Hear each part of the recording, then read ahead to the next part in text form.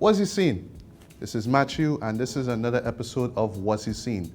And today I'll be talking about the long-awaited, highly anticipated film from Warner Brothers and DC Comics entitled Batman v Superman: Dawn of Justice.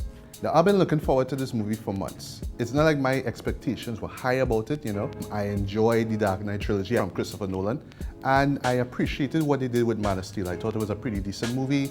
Some flaws here and there, but otherwise, you know, a worthy Superman film. So, you know, I just kind of went into the show, not really expecting much, just hoping for the least to be entertained.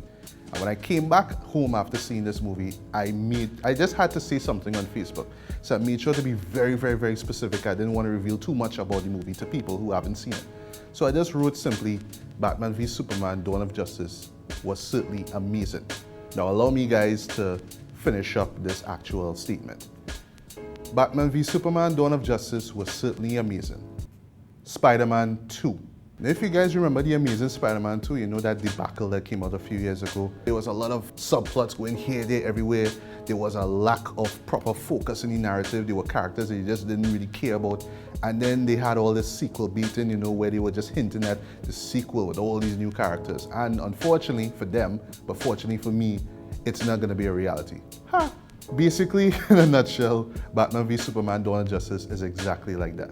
But before I get into, you know, my positives and negatives about the movie, let me just give you a brief rundown of the movie, even though unfortunately you could see pretty much the entire narrative over the 3 trailers that came out for this movie over the past few months. Now, if you guys remember from Man of Steel, Superman, played by Henry Cavill, was fighting against Zod, and there was mass destruction over the city of Metropolis. And during that fight, we see Bruce Wayne, played by Ben Affleck. And he is witnessing all this damage here. A couple of people that he knew nearly lost their lives, and Wayne Tower was practically demolished. So from this moment on, he just harbored this resentment for Superman. He realizes that he is this big threat, and if he is left unchecked, who knows what could happen. Now, on the subject of Superman now, he is more or less trying to do things outside of Metropolis, and people are basically divided by him. Some people think that he is a savior, he's come to Earth to help people out, and on the other hand, people aren't sure what to make of this alien who just suddenly showed up to Earth and is just helping them out. And now we're introduced to Lex Luthor, played by Jesse Eisenberg. I'm not going to reveal what his plot is, even though it is very convoluted, to say the least. And he has this plan to destroy Superman. As we saw in the trailers, he uses Batman basically as a pawn to do so. And yes, Batman squares off against Superman, and then we throw in Wonder Woman in the mix. This is not a surprise, folks. And all 3 of them team up against this bigger, deadlier force. Now, first off, the positives. Ben Affleck steals the show as Batman. He owns this role. He delivers a magnificent performance as Batman / Bruce Wayne. This is not the Christian Bale Batman that we saw from the Dark Knight trilogy. He's much older, he's much wiser, he's much more cynical, more or less, you know. This is like the darkest portrayal of Batman I could safely say I've ever seen on screen. And also in terms of acting, you know, everybody else across the board, you know, does a fantastic job with what they're given. Henry Cavill is serviceable, to say the least, as Superman. Personally, I thought that he wasn't really the main focus. He wasn't given that much to do. So as a result, his performance was really overshadowed by Ben Affleck's. Gal Gadot as Wonder Woman, she was pretty decent as well too. I was worried at first that, you know, she wasn't going to be given much things to do or say. But, you know, with the amount of time that she's there, and it's not really that much, she does a great job. She is Wonder Woman. She does own that performance as well too.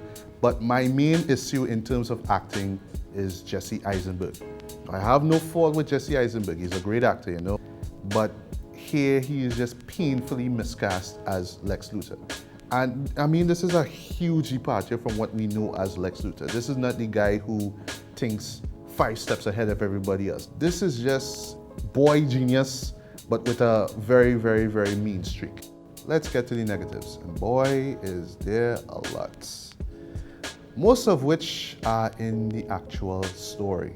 This film is literally all over the place when it comes to its narrative.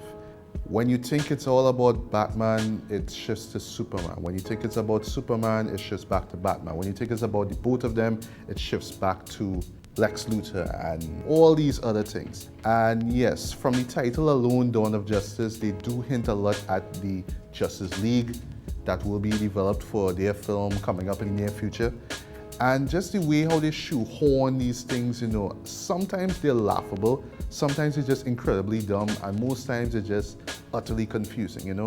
It just takes away from the overall story. Now, second thing, the editing. Like I mentioned before, this film shifts from character to character a lot, and the editing really didn't do this film any justice. There's a lot of tonal shifts from character to character, from scene to scene, and you know, it's just all these shifts back and forth from this to that to that to that. You know, makes the film very convoluted, very confusing at times too.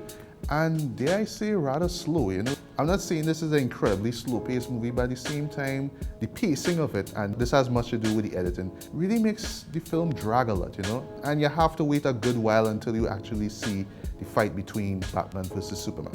Now, speaking of that fight itself, personally, I thought it was okay. It wasn't, you know, mind-blowing.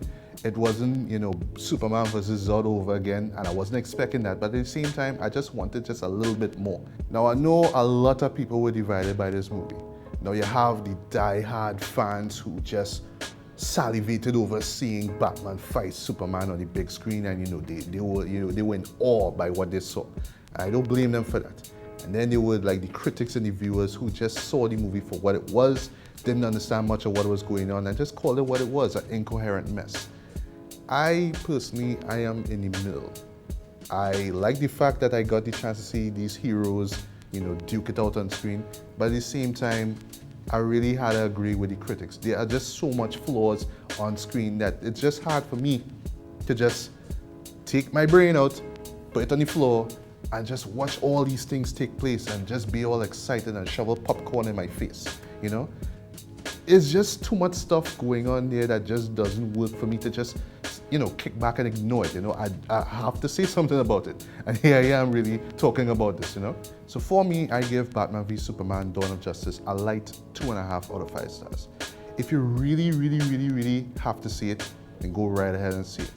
You might enjoy it a lot more than I did. You might appreciate it a lot more than I did. But if you just genuinely don't care about these characters, if you didn't care about the Man of Steel movie in particular, and if you just read way too much about the negative feedback this movie has been receiving, and if you've seen the trailers and it just didn't really do you that much in terms of motivating you to see the show, then by all means, stay home. Or at least wait until the director's cut comes out, which is supposed to be in the next few months. It's supposed to be 3 hours, rated R, with more violence and more content in it. I'm not expecting that director's cut to be a superior improvement over this theatrical release, but who knows, maybe it will be. So, you know, I won't know until it comes out. So, for what it is, Batman v Superman Dawn of Justice is what it is. And if I could use like an Easter analogy, this is what happens when you take a lot of Easter eggs and put it into one basket. Just saying, Batman v Superman Dawn of Justice, you've just been reviewed. So yeah, those are my thoughts on Batman v Superman Dawn of Justice.